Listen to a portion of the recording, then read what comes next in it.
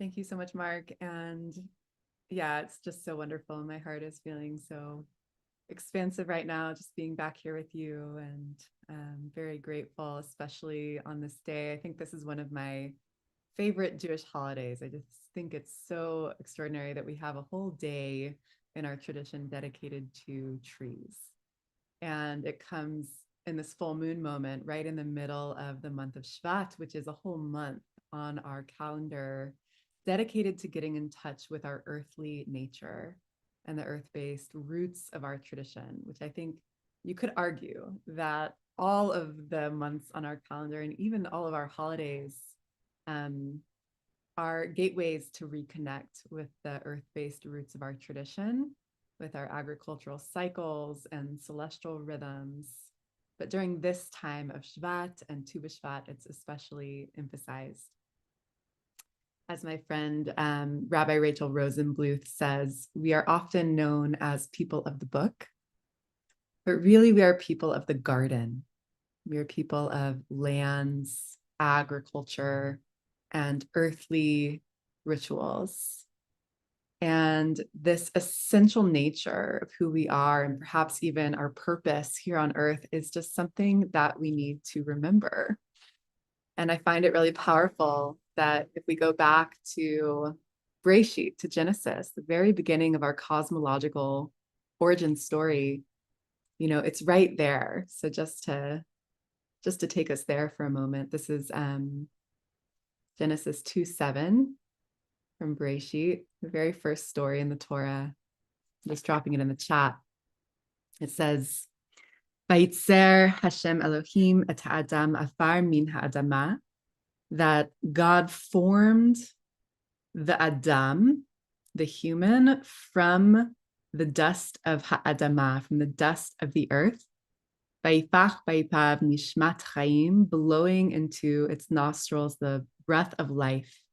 He ha'adam lenefesh chaya, and then the Adam, the human, became a living soul.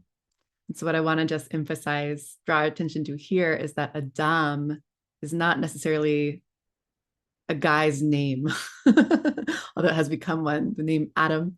Adam min ha'adama. Adam more correctly might mean just earthling, connected to the Hebrew word adama, earth. So our essential nature, what it means to be a human being, is to be an earthling. And that's right there. And then later on in that same chapter, just one more line I want to share with you from Bereshit 2:15.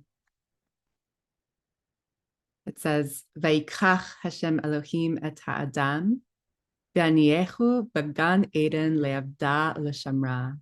And God took the Adam, the earthling, the human being, and settled the human in the Garden of Eden, le'avda l'shamra, to till and protect it.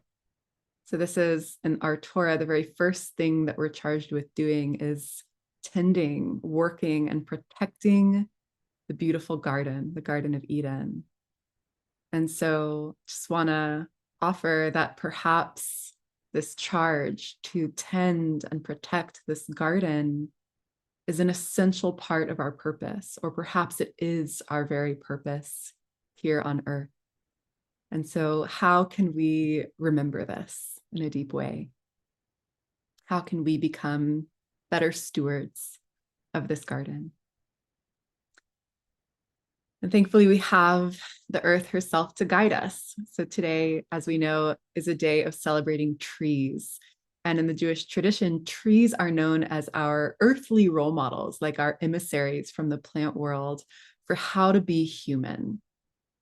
Rashi says a human being is a tree of the field.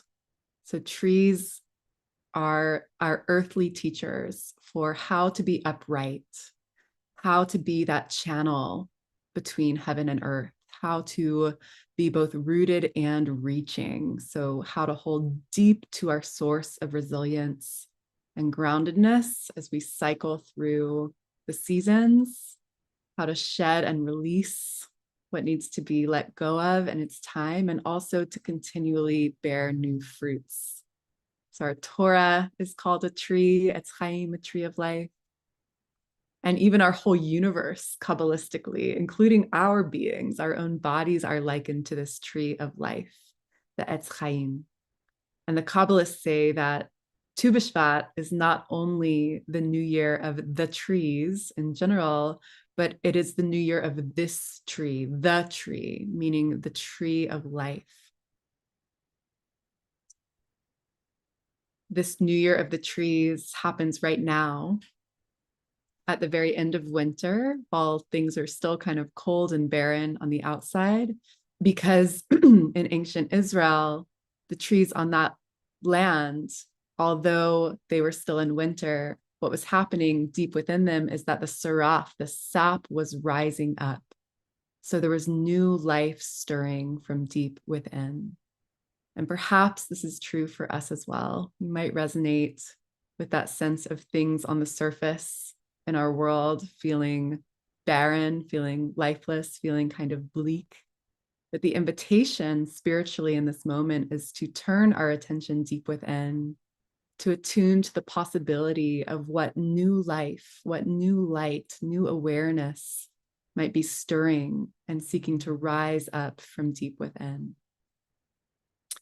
So for today's practice, I'd like to invite us through mindfulness to notice our interconnectivity with this living planet and to contemplate the wisdom of the tree as that role model for us as human beings on this earth, as we seek to awaken what new life might be rising up within us at this time.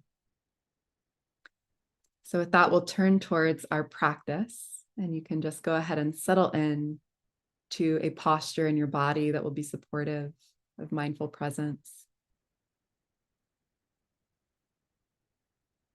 You can close your eyes if that's comfortable for you, or just gently soften your gaze.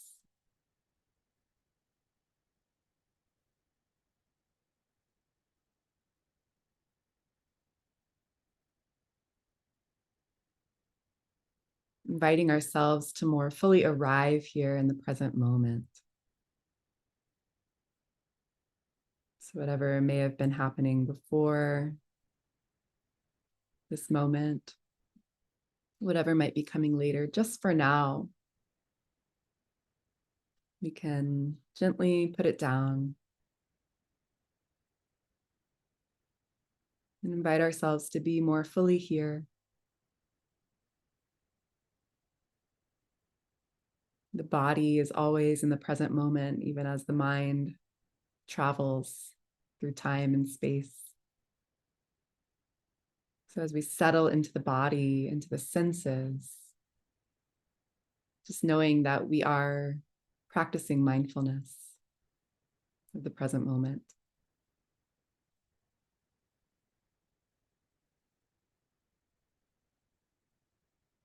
And just welcoming ourselves to be here as we are, nothing to fix, change, or control. Simply being.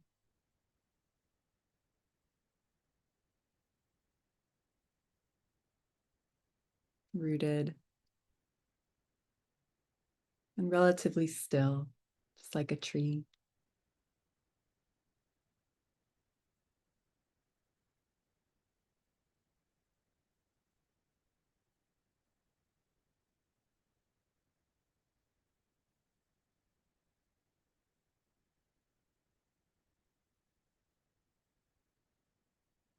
So you're settling in, gently resting the awareness on the breath.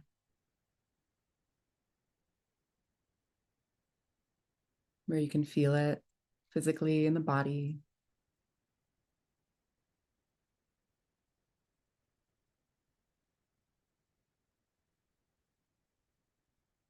Nishmat Chaim, the breath of life.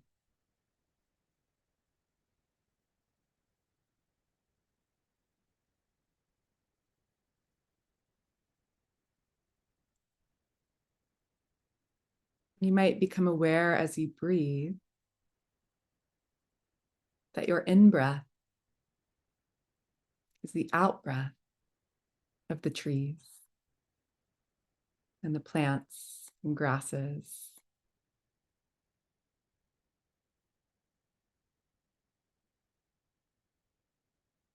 That we share this living planet with.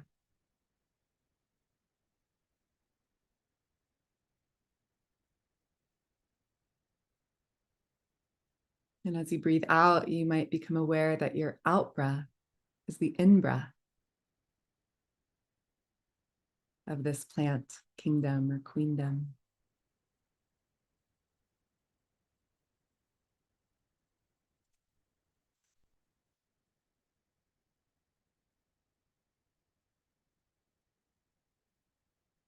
This nishmat chaim that infuses our bodies and our earth with life, this breath of life, cycling through this web of life, which we are inextricably a part of.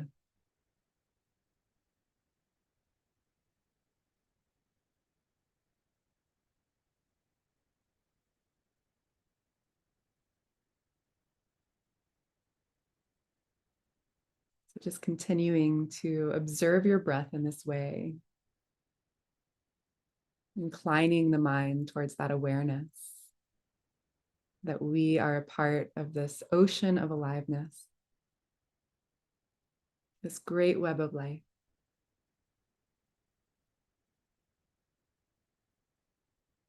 Connection, vitality.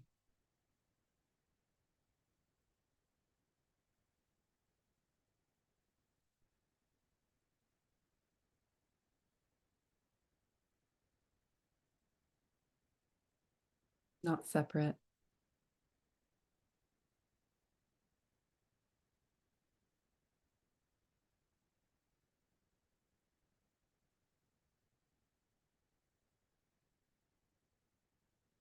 Always in connection.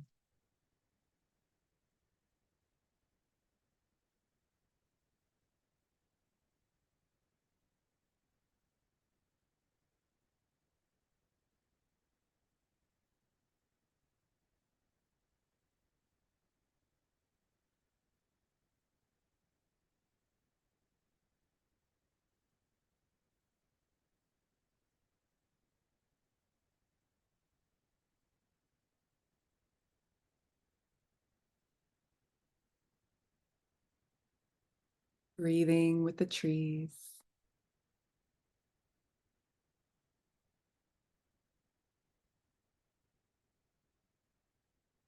Aware of our interconnection with all that is.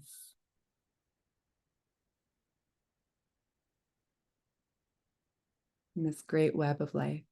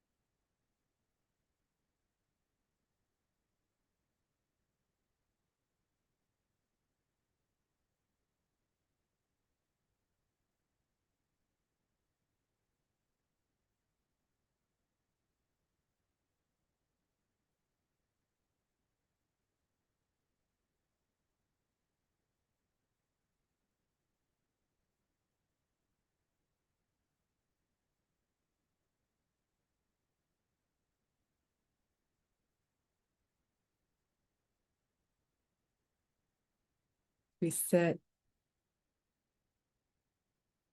resting in this awareness. You might bring to mind a beloved tree in your life, a favorite tree.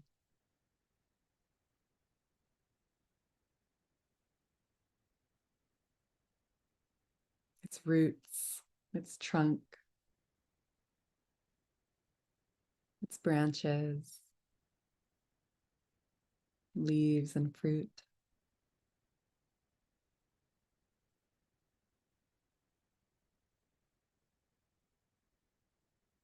And you might even imagine yourself as this tree.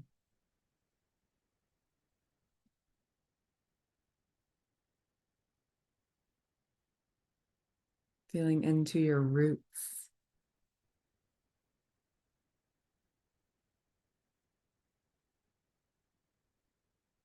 Deep underground.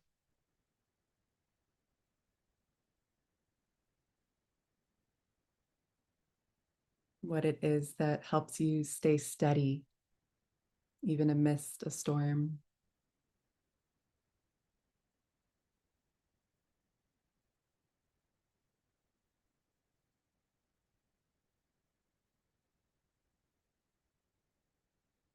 That source of nourishment, resilience.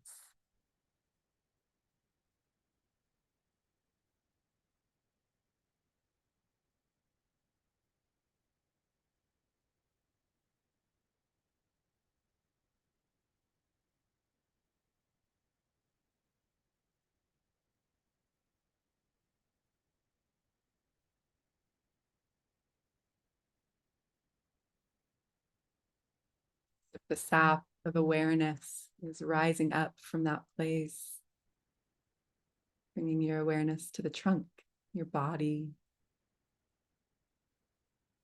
the uprightness,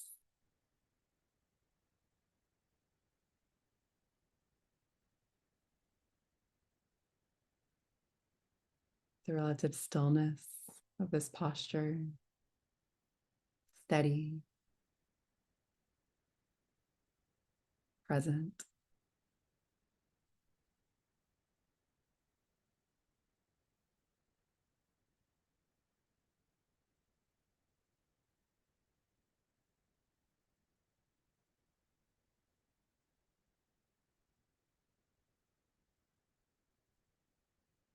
Beautiful bridge between earth and heaven.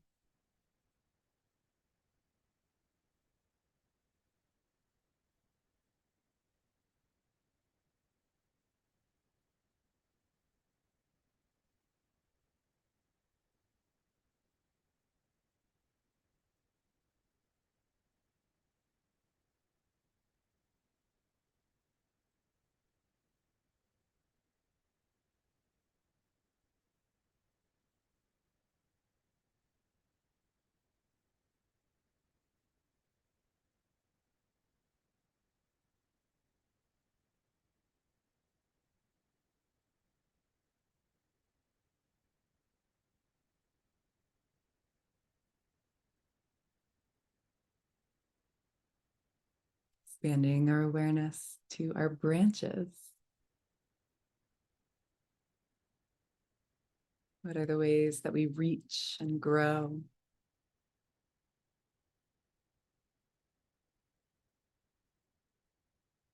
Inclining towards light and warmth, or offering shade to others.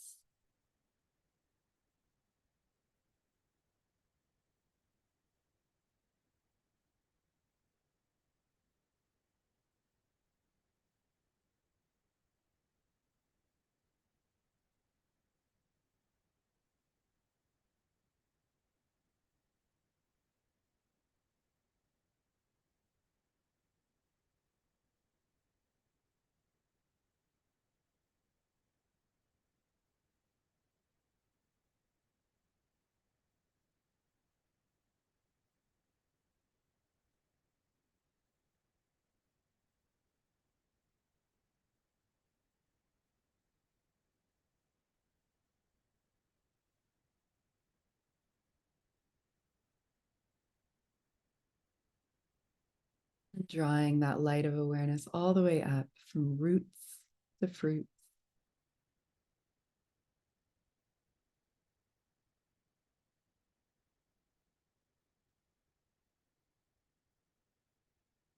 What has fruited in your life in the last year,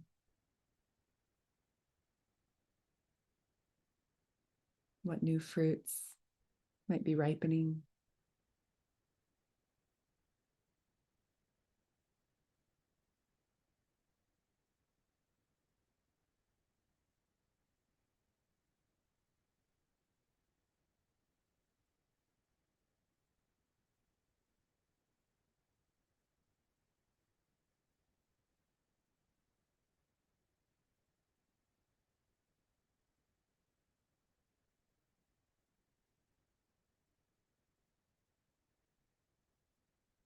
Sitting and breathing with the wisdom of the tree.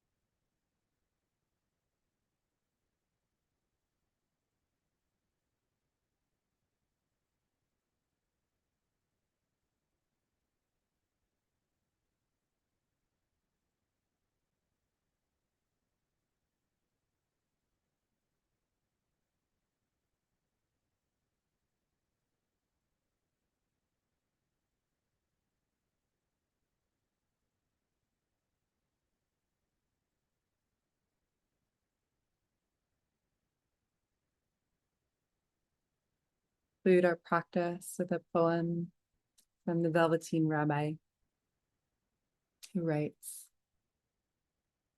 "That's what Tu B'Shvat is about for me, the sap of our hopes, the sap of our dreams, the sap that will fuel our work in the world. Imagine your feet planted in the earth like roots. Reach deep down into the earth and draw up the sustenance you need. With every beat of your heart, you can draw up more hope and more of the energy you'll need in order to create. On the outside, the world looks like winter, but in the heart of every tree, the first stirrings of spring are rising."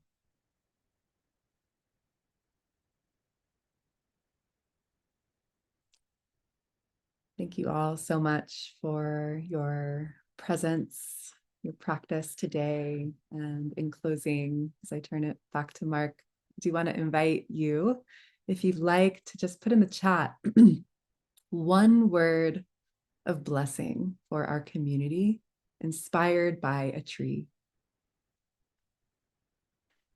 Might be rootedness, resilience, shade, beauty, whatever's on your heart.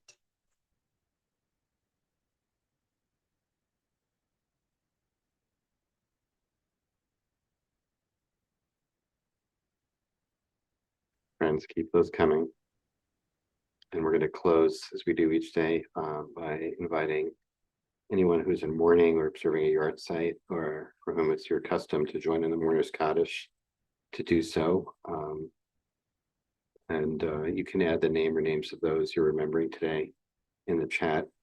And either now or after we recite Kaddish, if you're not reciting Kaddish, we ask that you please stay present, offer your support and compassion for those who are in mourning, who I invite to join me by rising in body or in spirit. And you can unmute at this time.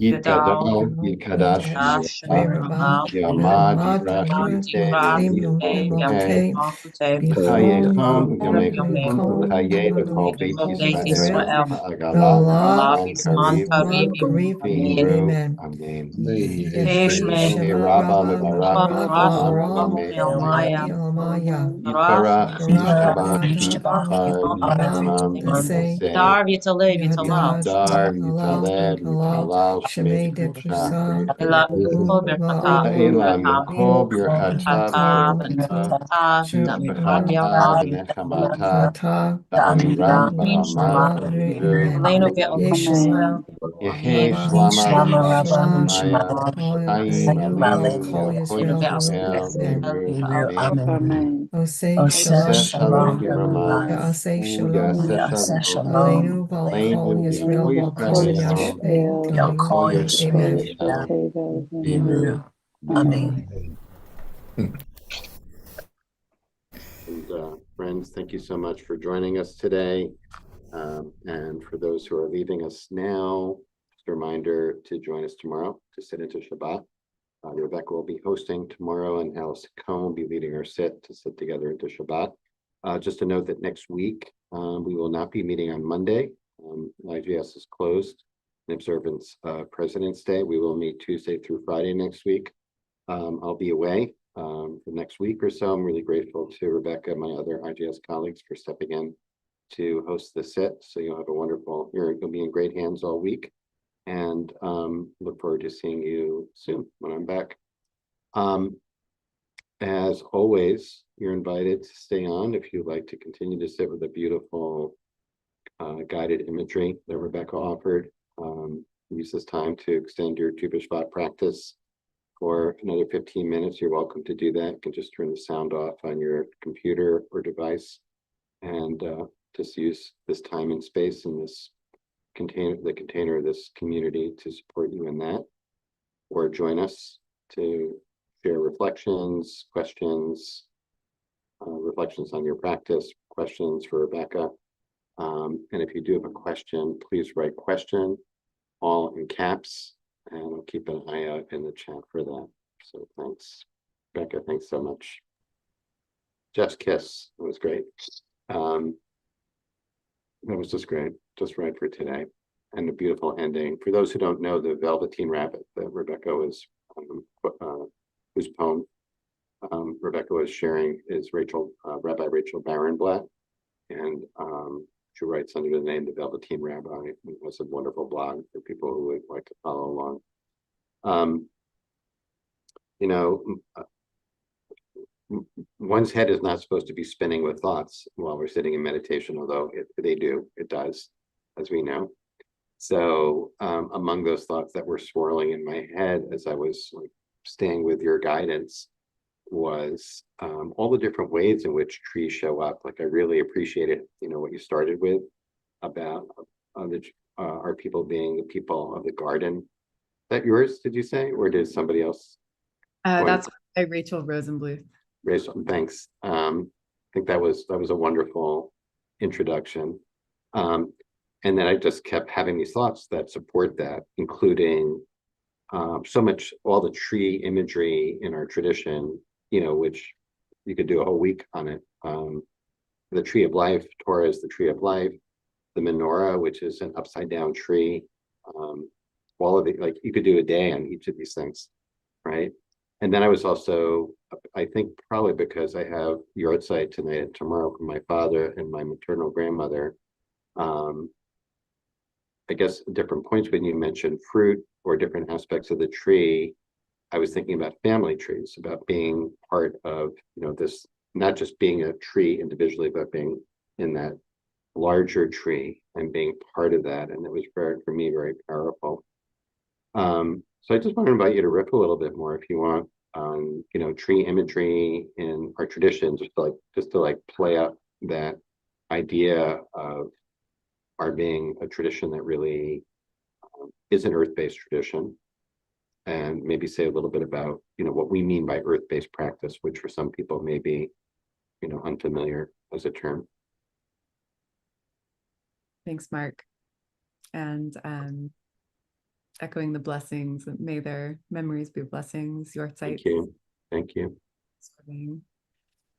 I love trees. I'm a huge tree lover.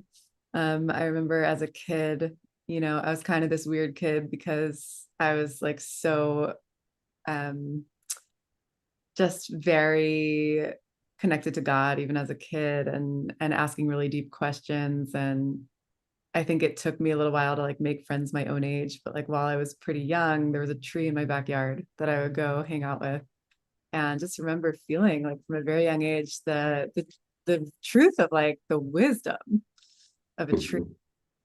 And something that I really love about our tradition, as you say, is the way that everything becomes a metaphor for everything else. Like I think there's a way of looking at our tradition, and the stories that are so central to our tradition, and even the way that the text itself branches out, as it's all just ripe for symbol and metaphor and interpretation. And that is certainly, that's part of our whole approach to reading text. Right. Explicitly invited. I remember when I was living in Israel and studying Talmud for the first time, I kind of realized, wow, this is a text tradition, and the Gemara, especially the Talmud, really represents this moment in the tradition. And before the Mishnah too, where it had been this more embodied oral transmission, and then it became codified into books. And yet something I thought of myself was the way that, like, I think the Talmud is like the closest thing that you could get to like a plant, a living thing, even as a literary work, because it is so massive and it's so full of life, and it has to be studied with another person in real time in relationship. And it has so many branches. It's like, it's a tree. It's like a mycelial network. There's some way, I think, in which that our tradition really does, it's called a tree of life, and it is meant to be alive. One way that the tree metaphor for me feels very alive in my own Jewish practice is in the question of lineage. And Judaism itself is a lineage. Within Judaism, there are so many lineages, right?